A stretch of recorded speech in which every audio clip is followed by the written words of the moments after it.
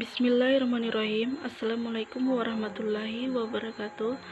Saya Mina Nugrah dari kelompok 10 akan memaparkan materi dari analisis titik impas.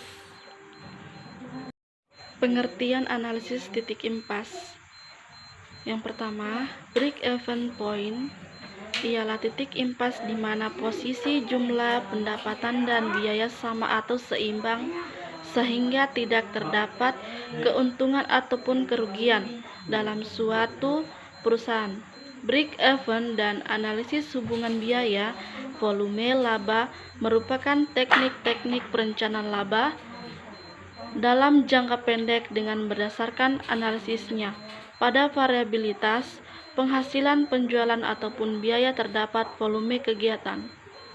Dan yang kedua, menurut Syarifuddin Alwi 1990-239, break-even point merupakan suatu keadaan perusahaan di mana dengan keadaan tersebut perusahaan tidak mengalami kerugian namun juga perusahaan tidak mendapatkan laba sehingga terjadi keseimbangan atau impas. Hal ini bisa terjadi bila perusahaan dalam pengoperasiannya menggunakan biaya tetap dan volume penjualannya hanya cukup untuk menutup biaya tetap dan biaya variabel. Analisis titik impas. Berikut ini terdapat beberapa tujuan break-even point. Terdiri atas: yang pertama, mendesain spesifikasi produk. Kedua, menentukan harga jual persatuan. Ketiga, menentukan jumlah produksi atau penjualan minimal agar tidak mengalami kerugian. Keempat, memaksimalkan jumlah suatu produksi. Kelima, merencanakan laba yang diinginkan. Asumsi dan keterbatasan analisis BEP. Adapun asumsi dan keterbatasan analisis BEP adalah sebagai berikut. Yang pertama, biaya.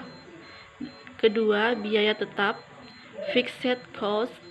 Ketiga, biaya variabel, variable cost. Keempat, harga jual.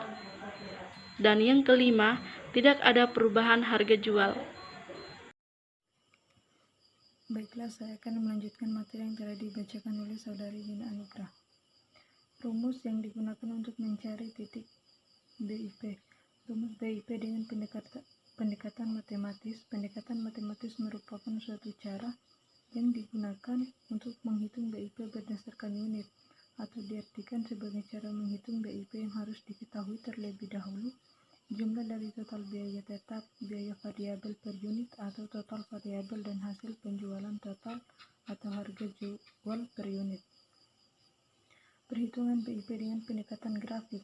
Rumus BIP yang kedua adalah dengan memakai pendekatan grafik, di mana pendekatan grafik menggambarkan hubungan antara volume penjualan dengan biaya yang telah dikeluarkan oleh suatu perusahaan dan keuntungan. Selain itu, juga dapat digunakan untuk mengetahui tentang biaya tetap, tingkat kerugian perusahaan, dan biaya variabel. Tingkat keamanan. Rumus yang digunakan untuk mencari tingkat keamanan yaitu penjualan MOS yang direncanakan MOS penjualan per budget. Penjualan per titik impas 12 kali 100%.